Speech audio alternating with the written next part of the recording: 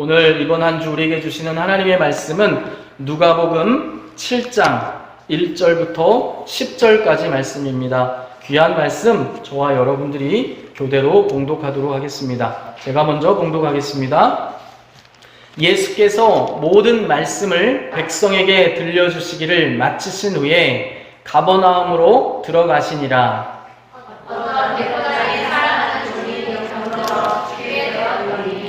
예수의 소문을 듣고 유대인의 장로 몇 사람을 예수께 보내어 오셔서 그 종을 구해 주시기를 청한지라.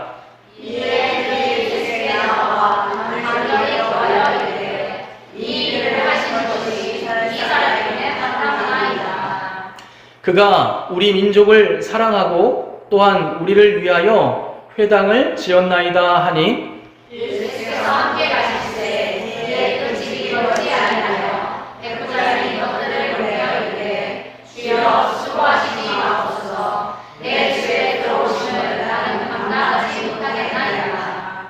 그러므로 내가 주께 나아가기도 감당하지 못할 줄을 알았나이다.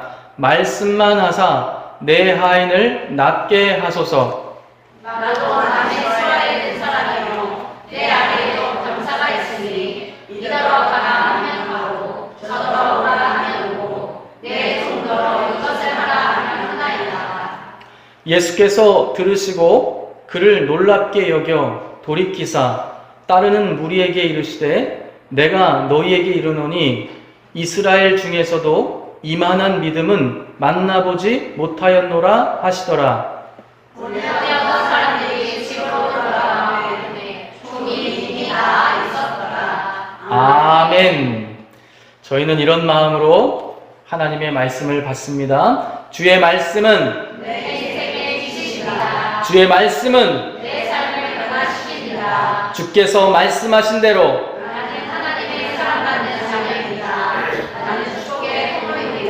오늘도 주의 말씀에 마음의 문을 엽니다. 말씀하여 주옵소서. 듣고 깨닫고 말씀대로 살겠습니다. 아멘. 자, 모두 자리에 앉아주시기 바랍니다. 오늘은 예수님을 놀라게 만든 백부장의 믿음이란 제목으로 우리 모든 세대가 함께 모인 오늘 전세대 예배에 하나님의 말씀을 선포하도록 하겠습니다. 우리가 지난주에는 하나님의 은혜에 대해서 우리를 찾아오시는 하나님의 은혜, 우리가 믿게 된 것도 그 출발은 어디에 있었어요? 하나님의 은혜에 있었다. 그래서 삭개오에게 먼저 찾아와 주신 하나님의, 우리 주님의 그 은혜를 저와 여러분들이 말씀을 통해 은혜를 나눴습니다. 그러면서 은혜와 믿음의 관계 너무 중요하기 때문에 지난주에 우리가 에베소서 2장 8절과 9절과 중요한 것도 어디까지 읽어야 된다고 우리가 항상요 10절까지 꼭 읽으시라. 그래서 여러분들 인생 말씀으로 그냥 아예 마음속에 새겨놓으세요. 에베소서 2장 8절 9절 10절 너무 중요하니까 우리 한번 같이 큰 목소리로 하나님의 말씀 봉독하겠습니다. 시작. 너희는 그 은혜에 의하여 믿음으로 말미암아 구원을 받았으니 이것은 너희에게서 난 것이 아니요 하나님의 선물이라. 행위에서 난 것이 아니니 이는 누구든지 자랑하지 못하게 함이라.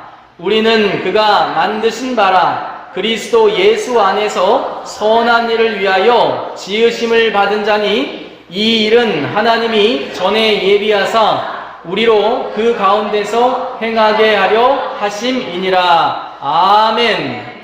우리가 늘 하나님의 은혜, 믿음, 구원은 늘 중요해서 암송하고 있어요. 그러나 여러분들이 마지막 10절 한번 볼까요? 여러분들은 이제 제주광림교회 성도들은 10절까지도 꼭 한 번에 같이 읽으세요.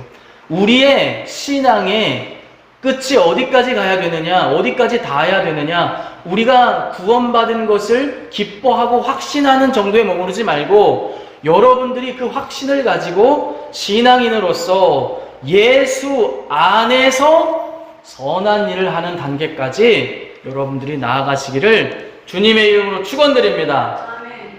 특별히 세상엔 선한 일이 많아요. 그런데 중요한 건 예수 안에서라고 하나님께서 말씀하셨잖아요. 예수님 안에서 가장 선한 일이 뭔지 아세요, 여러분? 여러분들이 이웃을 향하여 베풀 수 있는 가장 큰 선이 뭔 것 같아요? 여기 이제 주님 말씀하셨잖아요. 여러분들이 그런 일을 위해서 지으심을 받았고 이미 전에 예비하신 일이래요. 만세 전에 여러분들이 이런 선한 일을 위하여 부르심을 받은 존재래요. 그러니까 여러분들이 신앙생활하면 믿고 구원을 확신하고 여기까지 나가셔야 돼요. 예수 안에서 가장 큰 선한 일은 복음을 전하는 것입니다. 아멘. 여러분들의 이웃이 멸망과 죽음의 길에 있는 영혼에게 생명을 전하는 것이 가장 큰 선이에요. 그래서 우리 교회가 힘을 써야 한다면 첫째로 복음을 전하는 일에 힘을 써야 하는 것입니다.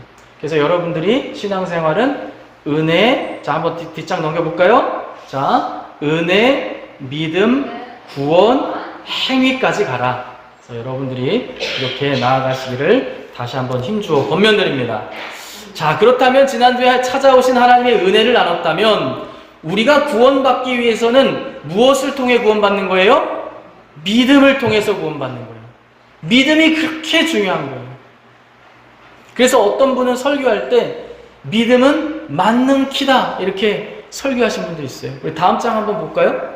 자, 그래서 제가 이렇게 전세대 예배니까 좀 알아보기 쉽게 그림으로 좀 그려봤어요.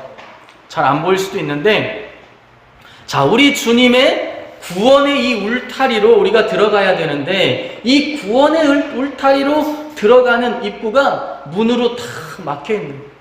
아무나 들어가는 거 아닙니다. 우리 주님의 구원의 울타리에 아무나 들어가는 거 아니에요. 문이 있어요. 그 문을 열고 들어가야 되는데 그 문을 여는 열쇠가 뭐예요? 믿음이에요. 서루가 아주 적극적인 아이예요.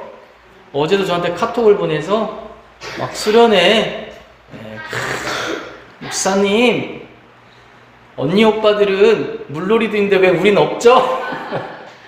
언니 오빠들은 새벽 기도회가 없는데 왜 우린 새벽에 일어나서 이런 활동을 해야 되죠? 이렇게 보냈더라고요. 일단 내용은 둘째치고 그런 적극적인 관심 좋았어요. 앞으로도 많은 관심 보여주세요. 우리가 주님의 구원의 울타리로 들어가려면 반드시 이 믿음의 열쇠를 여러분들이 소유하셔야 돼요. 자, 그러면 믿음이라는 건 도대체 뭐고 어떤 믿음을 우리가 가져야 되느냐, 우리가 배워야 되잖아요, 그죠? 그러면 믿음 때문에 주님께 칭찬받은 사람들이 있어요. 우리는 항상 뭘 배울 때 롤모델을 잘 찾아야 돼. 이왕이면 칭찬 제일 많이 받은 사람한테 배우는 게 제일 좋은 거예요. 한국 사람들은 장기가 있어요. 우리 한국인의 DNA 안에는 우리는 2등, 3등한테 안 배워요. 우리는 항상 1등을 기억해요. 1등만 의미 있어. 2등부터는 의미 없어. 예전에 저 초등학교, 중학교 때는 이런 습성을 좀 많이 욕을 어른들이 많이 이제 비난을 했는데 요즘 생각해보면 이런 습성이 오히려 대한민국을 이렇게 강하게 만들지 않았나 그런 생각도 또 들어요. 그러니까 좋은 거 나쁜 건 같이 묶여 있습니다. 자, 그러면 믿음으로 우리 주님께 가장 칭찬받은 사람이 누군가 고민을 좀 해봤어요, 제가. 그리고 특별히 유대인들 말고 우린 다 이방인이지 않습니까? 우리는 유대인들이 봤을 때 돌판에 쓰인 하나님의 율법을 받은 유대인들이 아니에요. 우리는 다 이방인이에요. 그럼 이방인 중에 혹시 칭찬받은 사람 누가 있나 쭉 보니까 극상의 칭찬을 받으신 분이 있어요. 누구냐면 바로 오늘 여러분들과 읽은 누가복음 7장에 백부장이 나옵니다. 이 백부장의 믿음을 하나님께서 최고로 칭찬하셨어요. 왜 최고로 칭찬하셨냐고 제가 생각하냐면 우리 9절 말씀 좀 한번 볼까요? 9절 혹시 한번 띄워줄 수 있을까요? 시작. 예수께서 들으시고 그를 놀랍게 여겨 돌이키사 따르는 무리에게 이르시되 내가 너희에게 이르노니 이스라엘 중에서도 이만한 믿음은 만나보지 못하였노라 하시더라. 자, 이게 무슨 얘기냐면 이스라엘 중에서도 유대인, 이방인 다 포함하여서, 여기서 이스라엘은 유대인들 말하는 거예요. 유대인들 다 포함해서 내가 이만한 믿음을 만나본 적 없다. 얼마나 이 믿음이 주님 보시기에 크고 좋았냐면 9절에 그를 놀랍게 여길 정도로. 여러분, 우리 주님께서 놀랍게 여길 일이 뭐가 있어요? 우리 주님은 전지전능하신 분이라서 앞으로의 일을 다 아세요. 근데 우리 주님이 놀랄 일이 뭐가 있어요? 우리가 놀라는 건 어떨 때 놀라는 거예요? 내가 예측하지 못한 일이 발생할 때 놀라는 거 아닙니까? 여러분들이, 그죠? 여러분들이 왜 놀라요? 여러분들이 예측하지 못하는 일이 자꾸 생기기 때문에 깜짝깜짝 놀라는 거예요. 우리 주님은 깜짝 놀랄 일이 없어요. 왜냐하면 다 아시기 때문에. 성난 파도 앞에서도 놀라지 않으신 분이 우리 주님이십니다. 근데 우리 주님이 왜 놀라세요? 이 놀란다고 하는 뜻이 여러 개가 있어요. 여기서 번역을 놀랍게 여기다 라고 하는 이 단어는요, 자, 헬라어 원어가 뭐라고 돼 있어요? 다우마조예요. 다우마조. 이 다우마조라고 하는 단어가 성경에서 총 42번이 쓰였어요. 요즘은 프로그램이 좋아서 프로그램에다 이 단어를 성경 어디에 나오는지 딱 치면 다 나와요. 이 42번에 쓰인 것이 다 사람들이 놀라는 이야기예요. 그런데 딱 2번, 다우마조가 딱 2번, 예수님이 놀랄 때 쓰신 적이 딱 2번 있어요. 한 번은 너무 믿음이 없어서 한번 놀라셨고요. 한 번은 너무 믿음이 좋아서 놀라셨어요. 놀란다고 하는 이 다우마조는 놀라다는 뜻도 있지만 놀랄 만큼 감탄하다 이런 뜻도 있어요. 그러니까 예수님께서 감탄한 거예요. 이 백부장의 믿음에. 한 번은 너무 믿음이 없어서 놀랐어요. 왜냐하면 예수님께서 고향에 가셨더니 고향 사람들이 예수님의 말씀을 믿지도 않고 다 배척하는 거예요. 기적을 행하시려고 하는데 기적이 안 베풀어져요. 왜냐하면 그들이 믿음이 너무 없어서. 그래서 예수님이 놀라셨어요. 한 번은. 그리고 거길 떠나셨어요. 자, 한 번은 너무 믿음이 좋아서 놀라셨어요. 누구요? 이 백부장이요. 이 백부장의 믿음을 보시면서 감탄하셨어요. 내가 이런 믿음, 온 이스라엘 땅 다 다녀봤지만 이런 믿음 본 적이 없다. 그러니까 우리는 누구한테 배워야 돼요? 믿음을 저기 예수님 고향에 나사렛 동네 가서 배워야 돼요? 아니면 백부장한테 배워야 돼요? 백부장한테 배워야 돼요. 한 장 넘겨볼게요. 저는 백부장의 믿음을 배우기 전에 먼저 감탄한 게 백부장의 성품을 보고 감탄했어요. 야, 말씀을 누가복음을 이제 지난주하고 지난주 누가복음 묵상하는데 믿음에 대해서 감탄하기 전에 이미 전 은혜 받았어요. 이 백부장의 성품이 너무 좋은 거예요. 이런 백부장의 성품을 나도 갖고 싶다는 생각이 막 욕심이 들 정도로 너무 좋은 거예요.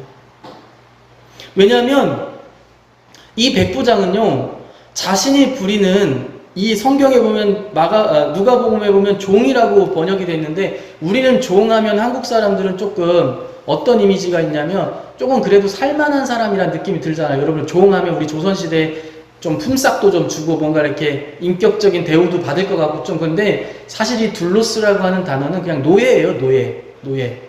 이 시대의 노예는 그냥 물건 취급당한 가축이나 물건인 거예요. 그냥 이 백부장에게. 그런데 그 종을, 그 노예를 뭐 했다고 했어요? 사랑했다고 했어요. 백부장은 지배층입니다. 아마 로마인일 것으로 추정이 돼요. 아마 이 노예는 유대인 중에 팔려간 사람일 확률이 높아요. 그냥 물건이 돼버렸어요. 그런데 이 백부장은 그 노예를 사랑했대요. 너무 은혜가 되더라고요. 어떻게 이 시대에 백부장이 노예를 사랑할 수 있나? 근데 번역이 사랑으로 번역하는 것보다는 어떻게 번역하면 더 좋냐면, 이 헬라어 원어는 어떤 뜻이냐면은 상대방을 소중히 여기며 존중하는 거예요. 어떻게 보면 원어의 뜻의 뿌리를 따라가 보면 어떤 뜻이냐면은 무릎을 꿇고 상대방을 이렇게 자기가 높여주는 단어예요. 이 단어가. 그러니까 사랑한다는 표현보다는 이 백부장이 이 노예를 소중히 여기고 귀히 여겼다는 것입니다. 이 모습에서 저희는 벌써 이미 예수님의 모습을 이 백부장의 모습에서 보게 되는 거예요. 예수님이 어떤 분이십니까? 온 천지의 주인 되시는 분이지만 겸손하여 나귀 새끼를 타셨고 사랑하는 자녀들을 위해서 인내하며 사랑하셨고 오래 참으셨고 제자들의 발을 씻겨주신 분이 우리 주님이시잖아요. 그러니까 백부장의 모습에서 이미 주님의 모습을 우리가 볼 수 있다는 거예요. 야, 역시 칭찬받는 사람은 뭐가 달라도 달라요. 그러면서 저는 이 노예도 갑자기 은혜가 됐어요. 이건 오늘 아침에 갑자기 든 생각인데 이 노예를 왜 이렇게 사랑했을까? 노예의 성품도 갑자기 제가 은혜가 되더라고요. 이런 생각이 들었어요. 바울 사도께서 에베소서와 골로새서에서 이런 말씀하신 적이 있어요. 노예들을 향하여 노예들이요 육체의 상전을 섬길 때 누구께 하듯 하라고 우리 바울 사도가 말씀하셨어요? 예, 주께 그리스도께 하듯 해라. 그리고 눈가림으로 하지 마라. 있을 때 하는 것처럼 척하면서 연기하지 말고 정말 볼 때든 안 보되든 마음을 다해서 주님께 즉 하나님께 하듯 상전을 섬겨라. 아마 저는 이 노예가 그렇게 하지 않았을까. 그러니까 또 이 백부장이 사랑의 마음이 들지 않았을까. 그러니까 두 사람의 성품이 일단 너무 은혜가 되더라고요. 두 번째로는요, 이 백부장이요, 우리 주님을, 예수님을 대하는 태도에서 또 한번 은혜를 받았어요. 일단 성품에서 한번 은혜 받고, 여러분, 예수님은 성경을 딸딸딸딸 그렇게 말씀을 그냥 딸딸딸딸딸 애우는 유대인들조차, 그 학자들조차, 제사장들조차, 율법 학자들조차 거부하고 말씀에도 믿지 아니하고 고향에 갔더니 배척하고 무슨 하나님의 말씀을 선포했더니 아, 저 사람 누구 아들 아니야? 누구 오빠 아니야? 아유 듣지 마. 저런 사람 입에서 무슨 하나님 말씀이 나와? 출신이 나사렛이라면서 말씀을 그렇게 암송하면 뭐예요? 말씀을 그렇게 공부했으면 뭐예요? 주님이 오셨는데 주님인지도 몰라요. 그런데 이 백부장은요, 이방인이에요. 근데 저는 이 백부장의 다음과 같은 모습에서 야, 이 백부장이 예수님을 어떻게 생각하는지가 그대로 느껴졌어요. 몇 절이냐면 우리 한번 6절 말씀인데 우리 6절 말씀 함께 큰 소리로 한번 읽어보겠습니다. 시작. 예수께서 함께 가실새 이에 그 집이 멀지 아니하여 백부장이 벗들을 보내어 이르되 주여 수고하시지 마옵소서 내 집에 들어오심을 나는 감당하지 못하겠나이다 라고 했다는 겁니다.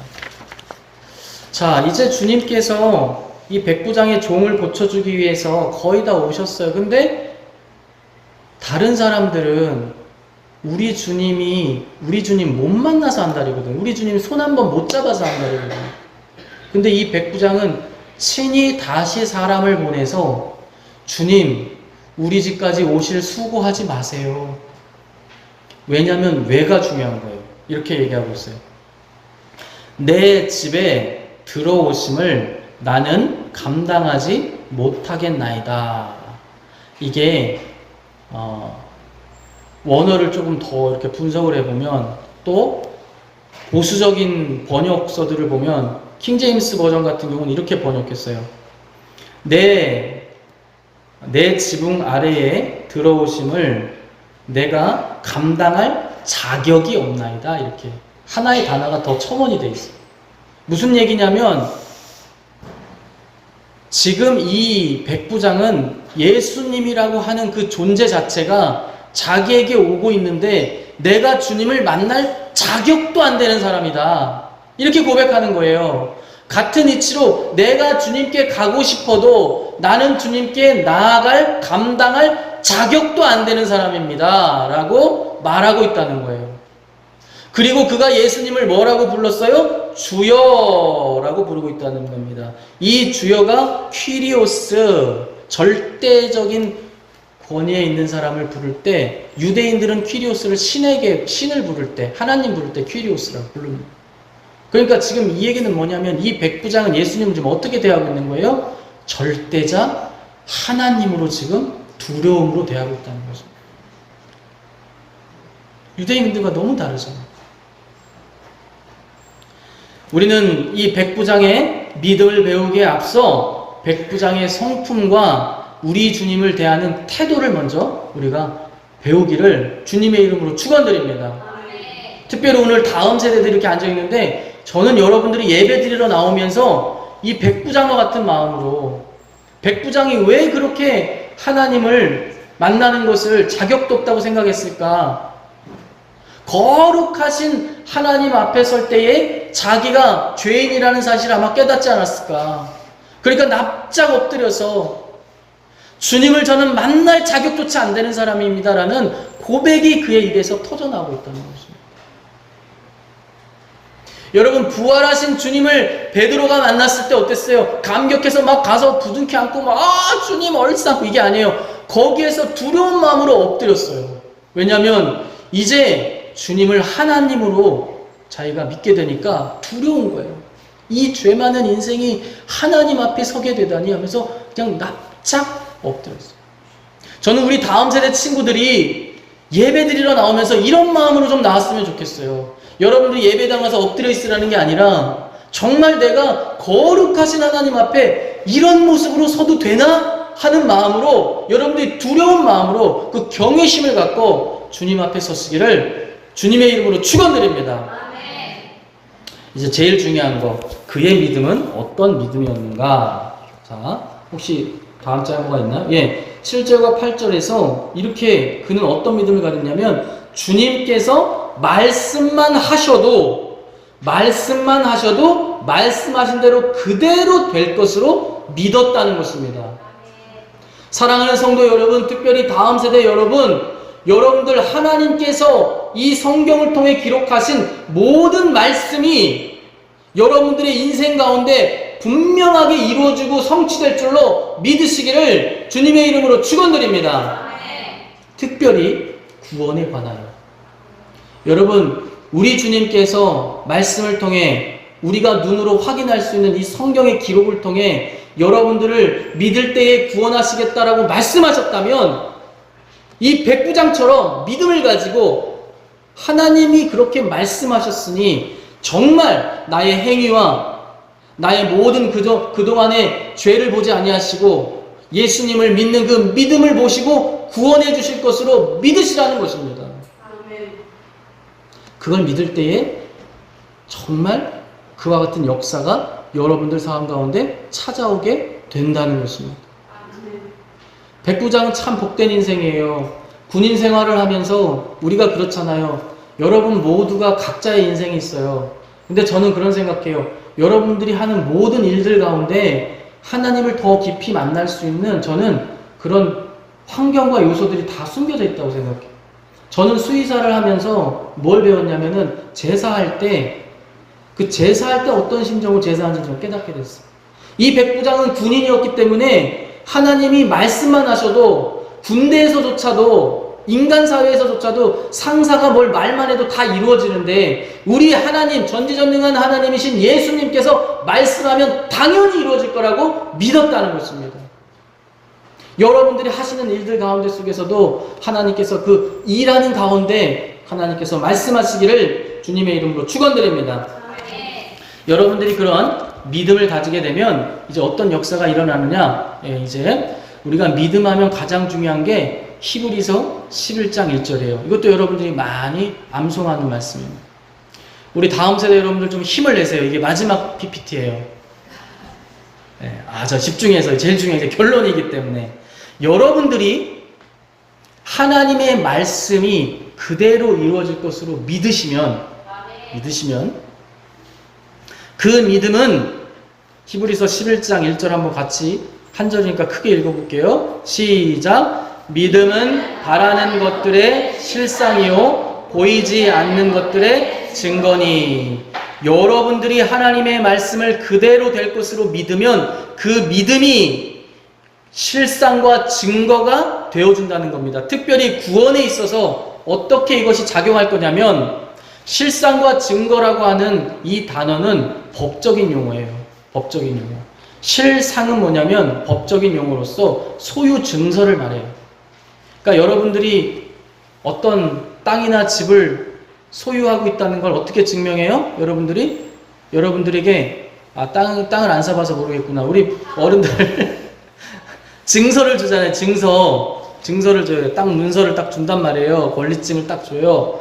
그러면 그 집에 대한 분쟁이 생겼을 때 여러분들이 법원 가서 뭔 소리야? 그 집 내 집이야. 나 이거 증서 있잖아. 그럼 여러분들께 되는 거예요. 가타부터 말할 필요가 없는 거예요. 또 여기서 증거는 뭐냐면, 법정에서 어떤 사람이 이제 여러분들을 참소할 때 저 사람 저래서 저런 인간이야, 저 사람 구원받지 못할 인간이야 막 할 때 여러분들이 믿음이 있으면 그게 결정적이고 확증할 수 있는 자료가 되는 거예요. 그러니까 법정에서 말하면 뭐라고 해야 되나 여러분들? 더 이상 누구도 여러분들에 대해서 여러분들의 결백을 주장할 수 있는 확실한 증거가 바로 여기서 말하는 그 증거라는 뜻이에요. 이 얘기는 뭐냐? 오늘 말씀의 결론이 뭐냐? 여러분들이 하나님의 은혜로 베풀어진 이 믿음을 여러분들이 갖게 되시면, 여러분들이 구원의 날에, 아직 그 구원의 날이 도래하지 않았지만 그 보이지 않는 그 미래의 구원의 날이 여러분들 가운데 찾아왔을 때에 마귀가 끊임없이 여러분들을 참소할 거예요. 하나님, 저 인간은 죄인인데 왜 구원하시려고 합니까? 이렇게 참소할 때에 여러분들이 믿음을 갖고 있잖아요. 그럼 아까 말한 것처럼 뭐를 갖고 있는 거예요? 소유 증서와 결정적이고 확증된 자료를 갖고 있는 거예요. 그때 주님께서, 하나님께서 여러분들 마음 가운데 있는 믿음을 가르치시면서 마귀에게 이렇게 말할 거예요. 그가 믿음을 갖고 있기 때문에, 그는 확실한 증거를 갖고 있기 때문에 구원받아 마땅하다라고 만인들 앞에서 선포하게 될 거라는 거예요. 그러니까 오늘 이 자리에 모이신 모든 제주관계 성도들, 다음 세대들, 여러분들이 반드시 이 믿음을 가지시고 평생을 신앙생활 하셔서 여러분들이 주님의 심판대 앞에 섰을 때에 그 누구도 여러분들을 참수할 수 없는 가장 확실한 증거를 소유하시기를 주님의 이름으로 축원드립니다. 사랑과